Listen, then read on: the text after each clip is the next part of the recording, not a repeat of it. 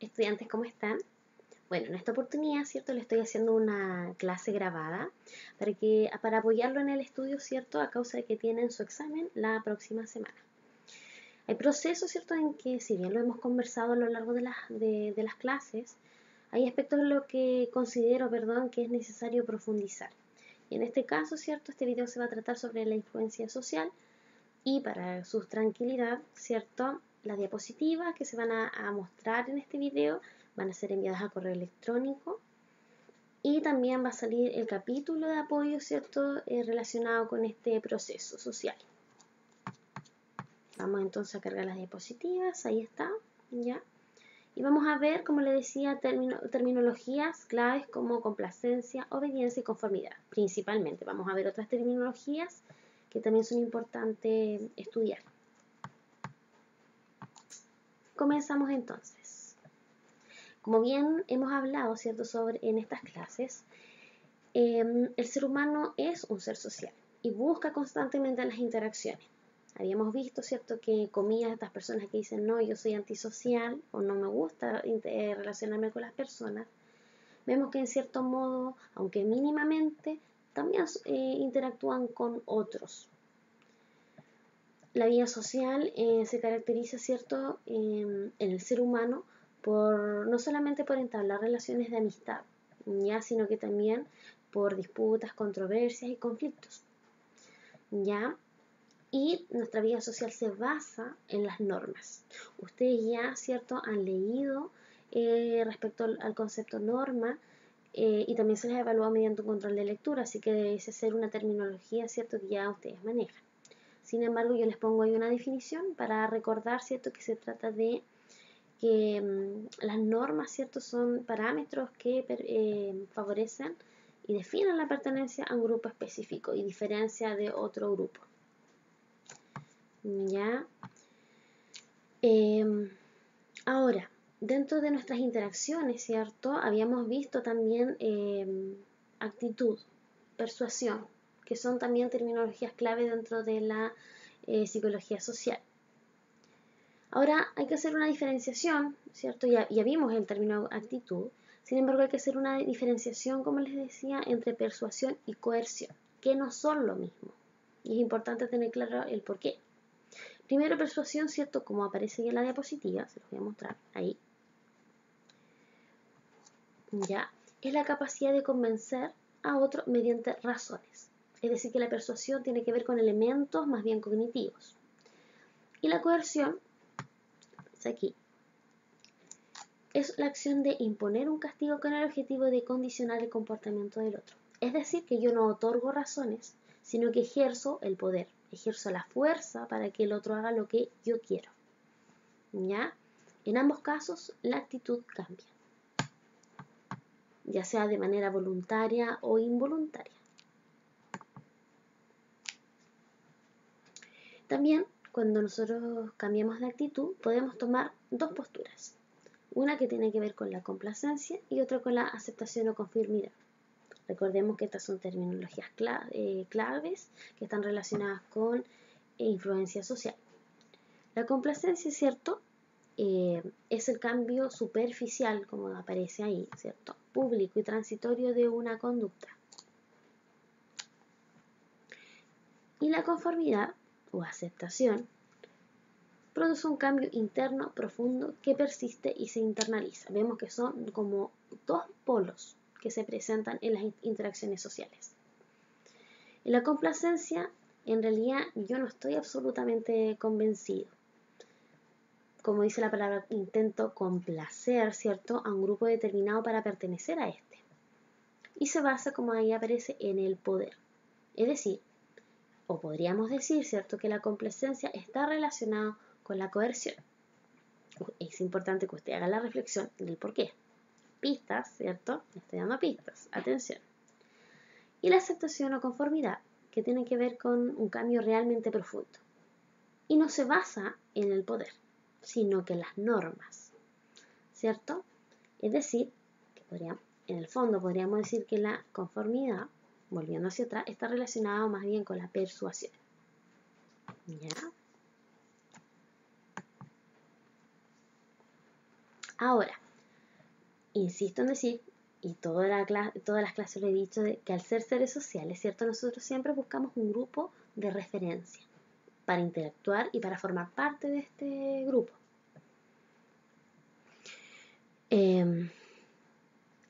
Existen distintos tipos de grupos, ¿ya? Pero vamos a ver el grupo de referencia, que tiene que ver con que son grupos, como dice ahí en la definición, ¿cierto? Son grupos de importancia psicológica para la exactitud y el comportamiento de las personas. Ahora, existen dos tipos de grupos de referencia. Primero, los que son tienen una referencia positiva y una referencia negativa. Como dice acá, grupo de referencia, es decir, yo me baso en lo que observo, es mi modelo este grupo, y entonces yo me comporto de una u otra manera. Cuando es positiva, significa que yo me ajusto a sus normas, porque me identifico, porque quiero formar parte de. Y el grupo de referencia también puede ser negativo, y esto tiene que ver con que yo me desajusto a las normas. Y aquí podríamos pensar en el ejemplo de las personas, por ejemplo, que trafican. Ellos tienen todo un patrón de norma y de conducta, y ellos se relacionan de una manera muy diferente a todos los demás, pero es negativa porque se desajusta a la macro o al macrosistema, ¿ya? Dentro de este macrosistema ellos pasan a ser un microsistema. Entonces por eso se habla que se trataría de un grupo de referencia de tipo negativo. Nosotros, el macrosistema, ¿cierto? Para ganar dinero trabaja. Sin embargo, este microsistema roba para obtener dinero. Ya no se lo gana por su propio esfuerzo. Por eso es, insisto, negativo. Entre ellos, por supuesto, van a ser un grupo de referencia, ¿ya? Pero para nosotros tiene que ver con una referencia negativa, ¿ya? Ahora nosotros también tenemos grupos de pertenencia. Y esto tiene que ver precisamente cuando nosotros formamos parte, nos caracterizamos en un grupo determinado. El otro solamente, insisto, es referencia. En cambio, el otro yo pertenezco. Puede ser que se dé, ¿cierto?, de que el grupo que yo pertenezco era mi grupo de referencia positivo. ¿Ya? Eso puede ocurrir. Hay algo objetivo, como sale ahí, ¿ya?, que me hace que yo quiera formar parte de este grupo. Algo que observo, por ejemplo, veo que son todos amigables, entonces yo voy a pertenecer a este grupo porque objetivamente me siento bien en formar relaciones con ellos o interactuar con ellos. No sé si me voy explicando. Ahora, yo ya les hablé que dentro del grupo de pertenencia, que son tipos de grupo, está el positivo y el negativo. Bajo las características, ¿cierto?, que de las definiciones que ya hemos dado, podemos decir que los grupos de referencia están más positivos, están relacionados con procesos de persuasión, y los grupos de referencia negativa están relacionados con la coerción. ¿Ya? ¿Por qué será que el grupo positivo se relaciona con la persuasión y por qué será que el grupo de referencia negativo con la coerción? Es una pregunta que se las dejo a ustedes para que la respondan. Otra pista. Ahora, cuando nosotros interactuamos, ¿ya?, existen poder e influencia en nuestras interacciones. Recordemos, insisto, que estamos viendo tipos de influencia social. Para que se dé una influencia social, necesariamente tiene que haber interacción. Por eso hemos estado viendo, ¿cierto?, los tipos de grupo. El poder, ¿cierto?, es la habilidad, como aparece ahí, de ejercer influencia sobre el otro, positiva o negativa, ¿ya? Y el poder es una acción, una influencia, me estoy confundiendo, perdón. La influencia, como dice ahí, es el poder en acción. Ahí sí lo estaba diciendo al revés, ¿ya? Y ahí aparece el término complacencia. ¿Por qué será? ¿Cierto? ¿Cómo estará relacionado el poder, la influencia y la complacencia? Son términos, ¿cierto?, importantes. Ahora, podría ayudarles respondiendo a esta pregunta, ¿cierto?, planteando que habíamos dicho que la complacencia tiene que ver con que yo no estoy absolutamente convencido de algo, pero puede ser, ¿cierto?, que otro ejerza poder sobre mí para que yo realice determinada acción, ¿ya? Y por eso vamos a hablar de distintos tipos de poder, ¿ya? O fuentes de poder o tipos de poder. Uno de ellos, ¿cierto?, es el de recompensa. Esto quiere decir, ¿cierto?, que yo puedo realizar ciertas acciones porque el otro me va a premiar o me va a castigar, ¿ya? Eso puede hacer que yo realice una acción en donde no necesariamente estoy de acuerdo. Mi interés, ¿cierto?, es lo que puedo recibir de esa otra persona. Aquí me acabo de dar cuenta, ¿cierto?, que repetí dos tipos de poder, ¿ya? Pero no importa, vamos a seguir con el otro y a la diapositiva yo lo voy a corregir. Vamos a seguir con el 3, ¿cierto?, que dice poder informativo. ¿Ya? Cuando alguien maneja más información que nosotros, generalmente lo que nosotros hacemos es inferir de que el otro está en lo cierto. ¿Cierto? Escuchamos que tiene mucho argumento y puede que tenga razón como no, pero el hecho de que nosotros escuchemos que habla de que ha leído investigaciones, que ha leído libros, que da ejemplos concretos, tiene mucho repertorio de conocimiento, entonces nosotros podemos, ¿cierto?, ceder ante o vernos influenciados, ¿cierto?, porque vemos que maneja información y a lo mejor podemos tener una postura muy opuesta, pero nosotros, al no tener la información suficiente como la tiene el otro, yo puedo ser capaz de, ¿cierto?, verme persuadida porque él tiene mayor información, entonces él tiene el poder de influenciarme. El otro es el poder experto. A ver, lo voy a agrandar por si acaso no lo ven. El poder experto, ¿ya? Y tiene que ver con que el otro tiene mayor experiencia. Conocimiento no es lo mismo que mayor experiencia por si acaso, pero si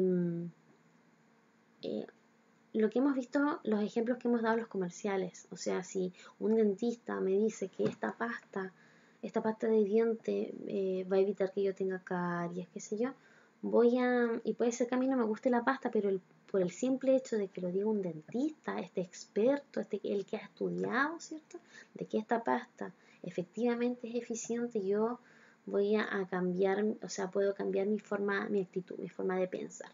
Recuerden que todo esto también tiene que ver con un mensaje persuasivo. ¿Por qué será? ¿Qué relación tendrán los tipos de poder y el mensaje persuasivo? El otro es el poder legítimo, ¿ya? En donde hay un poder aquí vinculado. Por ejemplo, si mi jefe lo dice, ¿cierto?, él tiene el poder legítimo para, en el fondo, organizar la situación.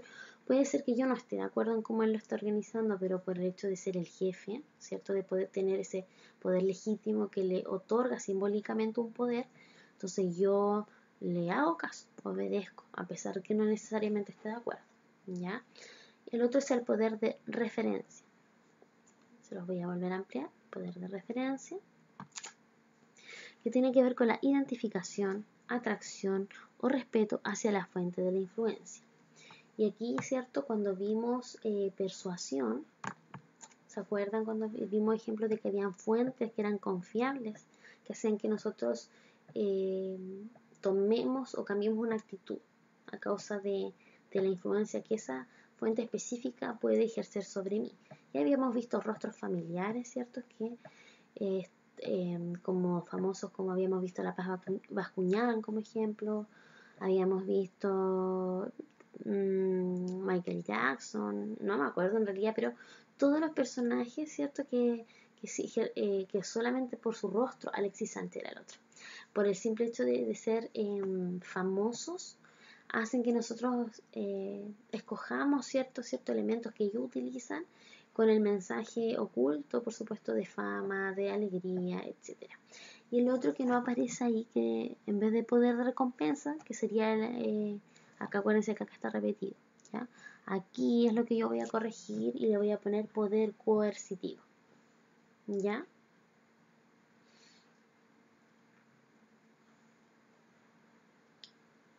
Tiene que ver con con lo que yo ya le había mencionado. A ver, espérenme, les voy a hacer una diferencia acá, claro. Acá la definición le leí delante de recompensa. A ver.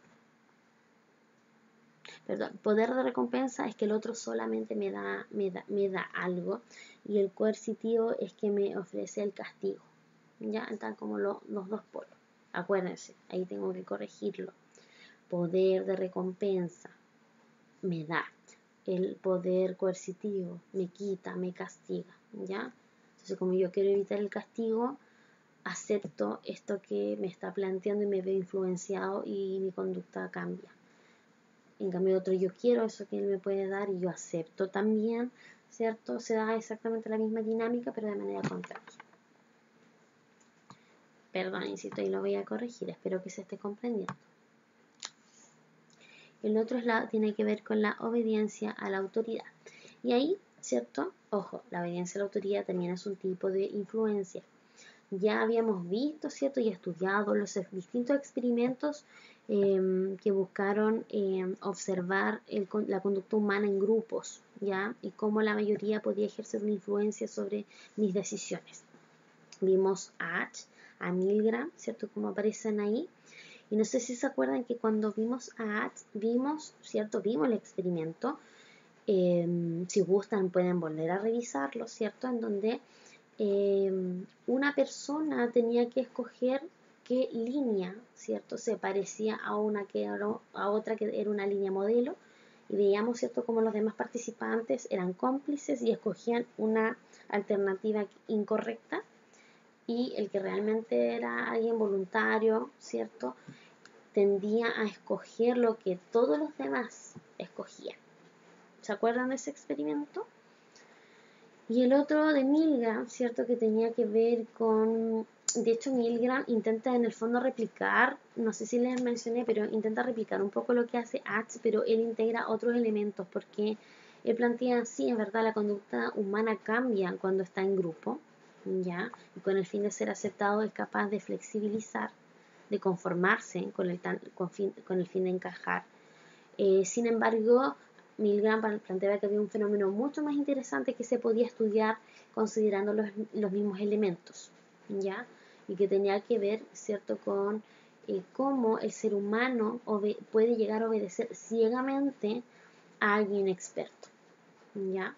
Y esto es lo que se conoce como estado agéntico, que aparece acá, obediencia sin cuestionamiento. Y no cuestiono, porque si me cuestionan a mí, ¿cierto? Y yo, al estar en un estado agéntico, otorgo la responsabilidad al experto. Yo hice esto porque el experto me lo pidió, ¿ya? Bueno, ahí les dejo el link también, ¿cierto?, del experimento de Milgram, en caso que ustedes lo quieran revisar o recordar más bien, porque ya lo vimos, ¿cierto?, en donde finalmente, dentro de los resultados de este experimento, se pudieron dar cuenta de que el ser humano efectivamente no cuestiona cuando es un experto. Pareciera ser que el delantal blanco ejerce una influencia significativa, ¿cierto?, sobre la conducta del otro, aunque implique el dolor del otro.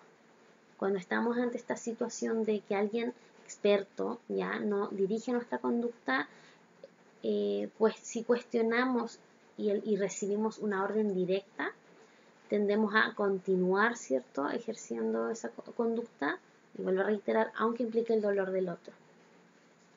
Ya, que es un fenómeno interesante.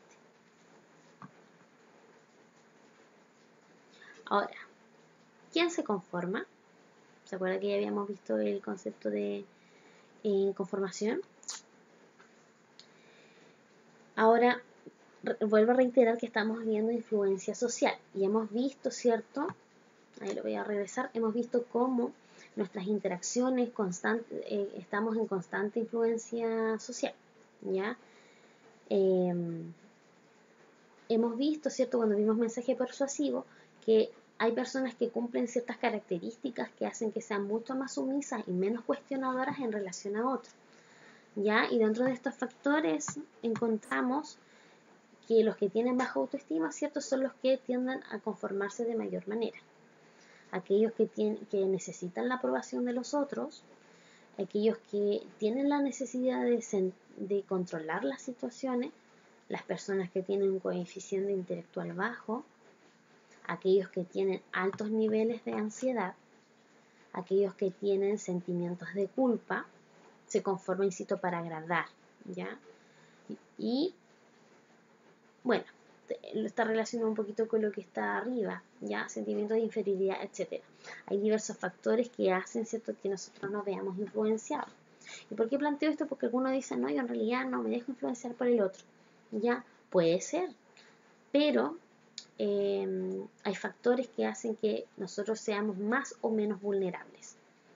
Ahí están las características estimadas. Ahora existen, es importante, bueno, esta fue como la base para comprender la dinámica de la influencia social. Y ahí tenemos que tener en cuenta, ¿cierto?, que existen dos tipos de influencia social.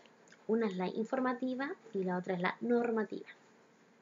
La informativa, ¿cierto?, como aparece ahí en la definición, nos induce a aceptar la información que proviene del otro como evidencia de la realidad.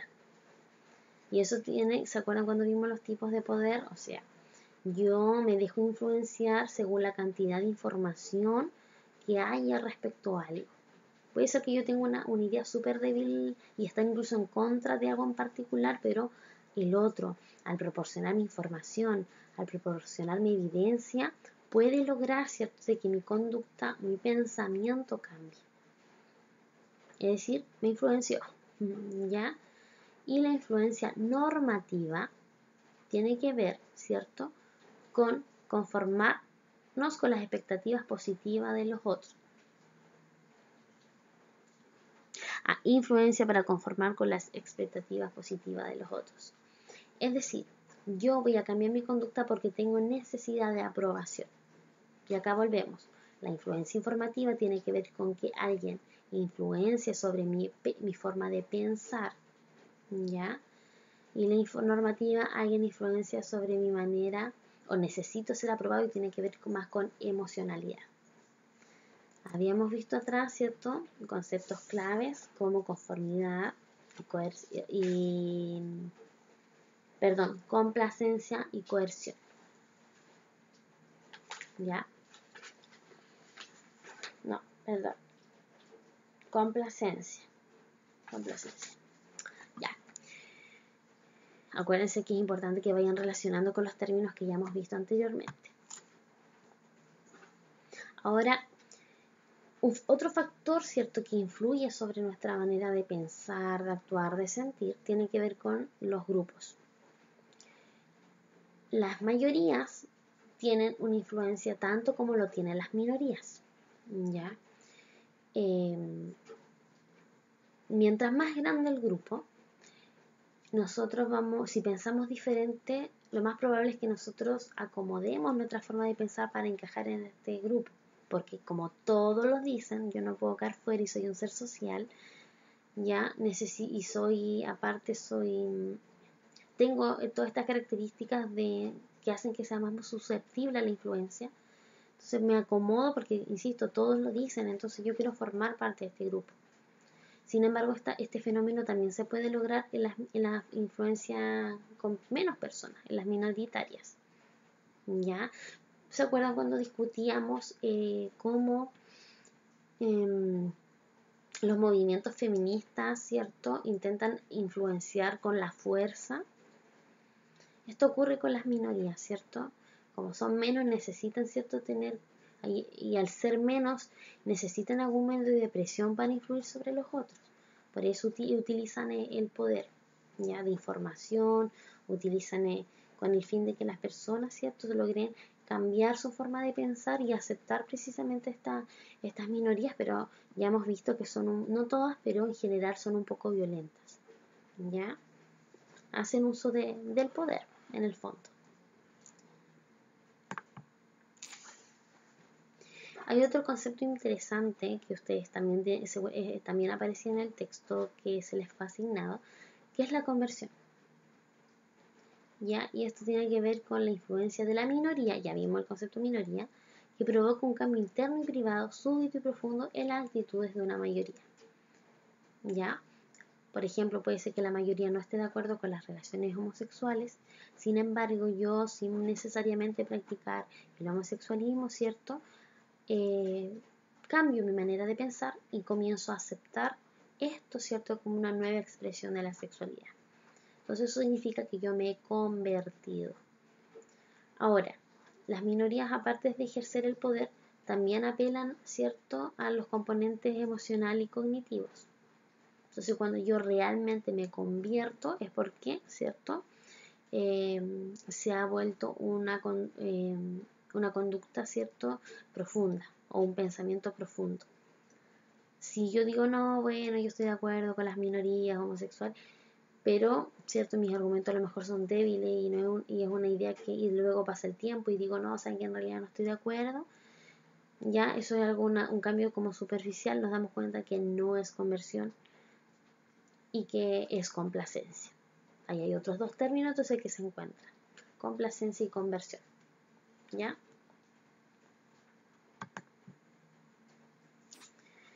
Ahora, tanto los grupos mayoritarios como los grupos minoritarios, perdón, generan un impacto social o buscan en realidad generar un impacto social, sobre todo las minorías con el fin, ¿cierto?, de que nosotros logremos flexibilizar o ellos insertarse. Cuando mi actitud cambia es porque se genera un impacto en mi forma de pensar, ¿ya? Y ese impacto, cuando realmente hay un impacto, es cuando realmente se genera un cambio de pensamiento.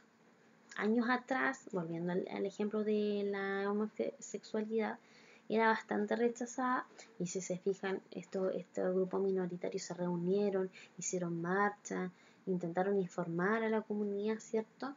Y comenzaron a impactar la sociedad precisamente para flexibilizar esto. Y vemos, ¿cierto?, cómo se ha ido dando. Estos conceptos son importantes que ustedes los tengan claro en cómo se relacionan y cómo se va generando, ¿cierto?, un proceso de influencia tomando en cuenta todos estos factores. Cualquier duda, no duden en escribirme. Si hay algo que no comprendan muy bien, también por favor. Y como les planteaba, yo les voy a enviar la diapositiva corregida. Espero, ¿cierto?, que esta información les sea útil, ¿cierto?, para estudiar. Que estén bien, estimados. Saludos.